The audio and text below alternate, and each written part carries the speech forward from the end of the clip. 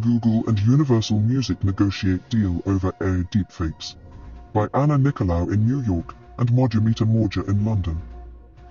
Google and Universal Music are in talks to license artists' melodies and voices for songs generated by artificial intelligence as the music business tries to monetize one of its biggest threats.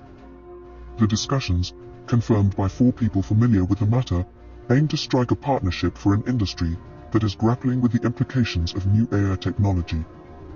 The rise of generative AI has bred a surge in deepfake songs that can convincingly mimic the voices, lyrics or sound of established artists, often without their consent. Frank Sinatra's voice has been used on a version of the hip-hop song Gangsta's Paradise, while Johnny Cash's has been deployed on the pop single Barbie Girl. A YouTube user called Plugging AI offers songs imitating the voices of the deceased rappers Tupac and Notorious B.I.G. An artist's voice is often the most valuable part of their livelihood and public persona, and to steal it, no matter the means, is wrong, Universal Music General Counsel Jeffrey Hulston told U.S. lawmakers last month. Discussions between Google and Universal Music are at an early stage and no product launch is imminent, but the goal is to develop a tool for fans to create these tracks legitimately, and pay the owners of the copyrights for it, said people close to the situation.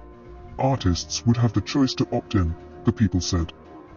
Warner Music, the third largest music label, has also been talking to Google about a product, said a person familiar with the matter.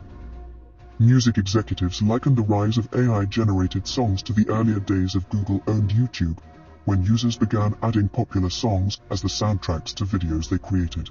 The music industry spent years battling with YouTube over copyright infringement, but the two sides established a system that now pays the music industry about $2 billion a year for these user-generated videos.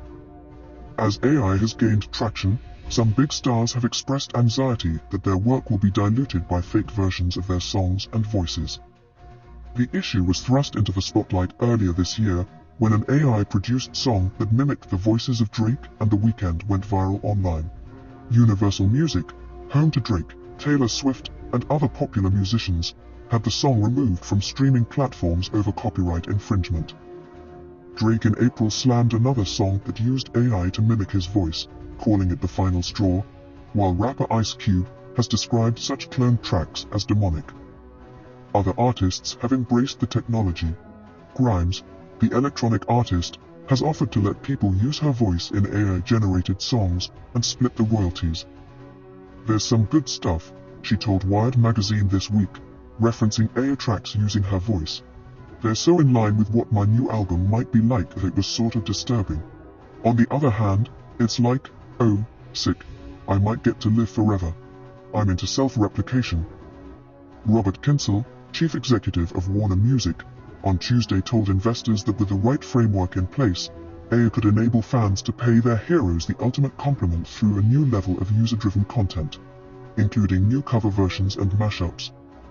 He added that artists should have a choice to opt in. "There are some that may not like it, and that's totally fine," he said.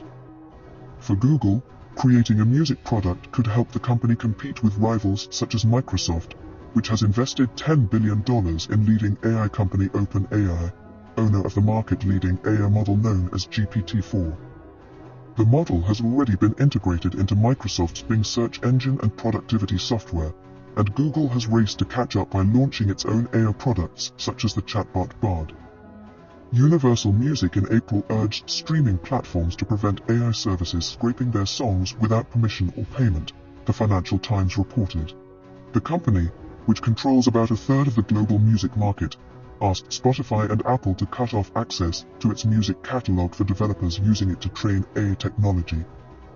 Leo Cohen, a former record label executive who leads YouTube's music division, has been working on the project for Google, according to people familiar with the matter.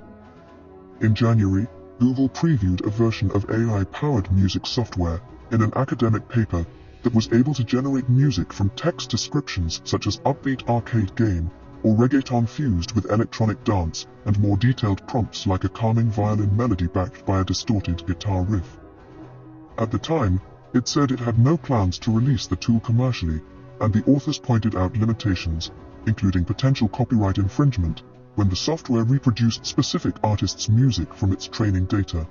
In May, however, Google released the experimental tool known as Music LM to consumers and said it had been working in collaboration with artists to develop it. Google, Universal Music and Warner Music declined to comment.